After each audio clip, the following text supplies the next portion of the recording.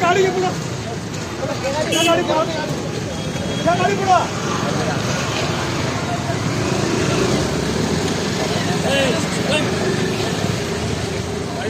चल चल चल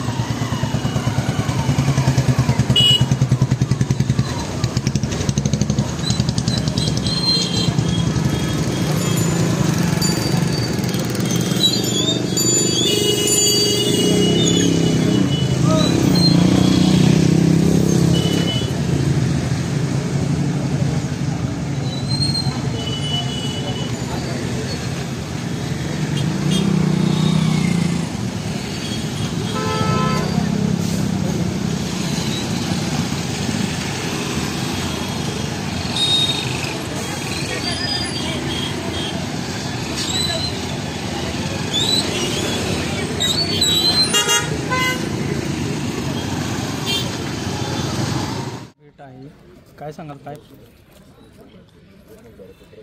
11 अर्ज पुरावे सह दिले आहे।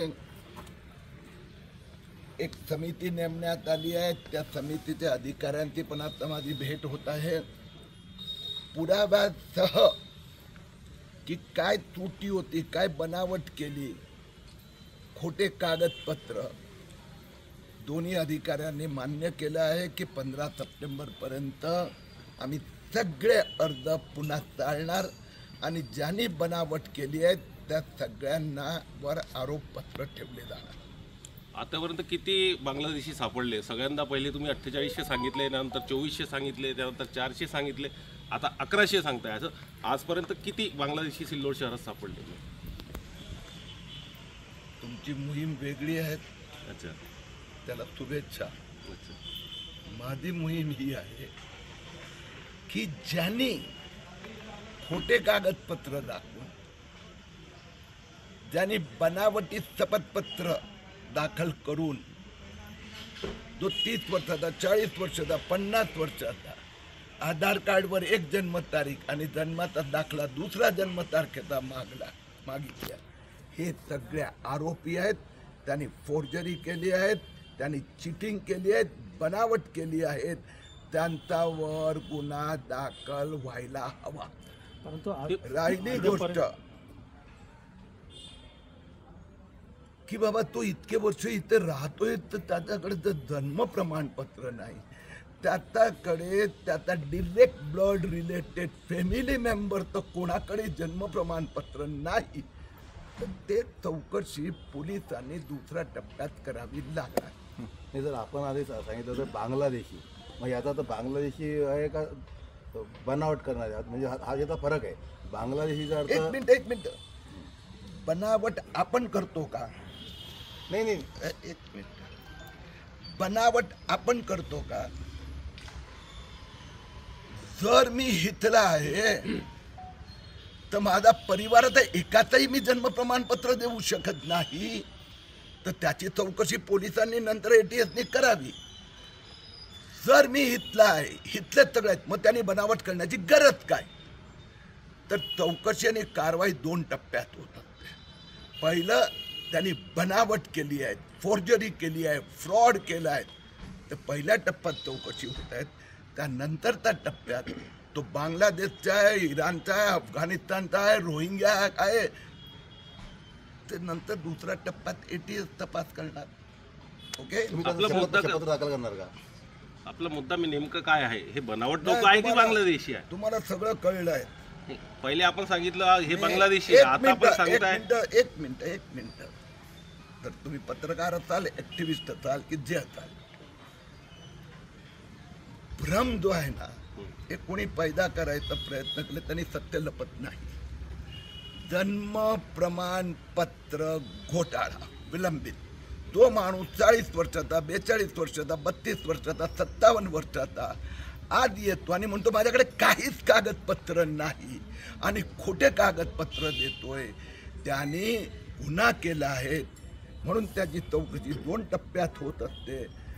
मुद्दा माझा आज पण तोच आहे. इतकी वर्ष राहतोय, त्याचा परिवाराचा कोणाचं जन्म प्रमाणपत्र नाही, मग तो आहे कुठला? पण तो दुसऱ्या टप्प्यात त्याची इन्क्वायरी होणार. निश्चितपणे हे फोर्जरी केलेले, बनावटने दाखल केलेले हे घुसखोर आहे, बांगलादेशी, रोहिंग्या. त्याचा दुसऱ्या टप्प्यात तपास होणार. पण त्याच्याकडे इथले कुठलेही कागदपत्र नाही. त्यांनी फोर्जरी, फ्रॉड, चिटिंग कशासाठी केलं याचा पहिला तपास होणार. सर, माझा एक प्रश्न शपथपत्र दाखल करणार नाही, आहे. सर. मतदार यादी संदर्भात सुद्धा भाजपच्या इथं स्थानिक नेत्यांनी वारंवार आक्षेप दाखल केलेले निवडणुकीपूर्वी सुद्धा, पण आजपर्यंत त्याची पडताळणी झाली नाही. मग मतदार यादीमध्ये सुद्धा माझा संशय आहे की त्याच्याच रोहिंग्या बांगलादेशी असू शकतात. मग त्याच्यावर कारवाई का नाही होत? आता असं आहे की एक वेगळा विषय पण मोठा महत्त्वाचा आहे. आपल्याकडे 2001 मध्ये जनगणना झाली. नेहमी जनगणनानंतर घरोघरी जाऊन मतदार याद्या तयार केल्या जातात. 2001च्या नंतर मतदार याद्या घरोघरी जाऊन तयार केल्या गेल्या नाही. जे 11 मध्ये व्हायला होते, 21 मध्ये व्हायचे होते. आणि त्यामध्ये पूर्ण देशात जे आपण म्हणतात ते खूप मोठ्या प्रमाणात तक्रारी आल्यानंतर हे स्पेशल इंटेन्सिव्ह रिव्हिजन SIR सुरू झालेलं आहे. महाराष्ट्रात पण लवकर सुरू होणार आहे. म्हणजे उदाहरण देतो की मृत्यू पावले त्यांची पण यादी आहे भरपूर लोकांची यादी, कारण की ती काढण्याची व्यवस्था नाही. तक्रारी देऊन सुद्धा काढले नाहीत. अरे बाबा काय आहे ना, आपल्याकडे एवढी मॅच्युरिटी नाही आहे. माझ्या घरातल्या लोकांचं मी मृत्यू झाल्यानंतर नाव कट केलं पाहिजे, करत नाही. म्हणजे त्यात काय फ्रॉडचं इंटेन्शन नाही आहे. आपण डेथ सर्टिफिकेट लवकर आणतो, पण इलेक्शनच्या यादीतून नाव काढण्यासाठी एक कॉमन इश्यू आहे. अशा प्रकाराने मी एका ठिकाणाहून दुसऱ्या ठिकाणी राहायला गेलो, तर तिथेही नाव नोंदवतो, पण इथलं काढत नाही. म्हणून स्पेशल इंटेन्सिव्ह रिव्हिजन महाराष्ट्रात होणार आहे. स्थानीय स्वराज्य संस्थांच्या निवडणुका संपल्यानंतर ह्या सगळ्यांमध्ये घरोघरी जाणार. राजकीय पक्षाचा प्रतिनिधी पण त्या प्रोसेसमध्ये इन्व्हॉल्व असतो, प्रत्येक बूथ लेवलवर असतो.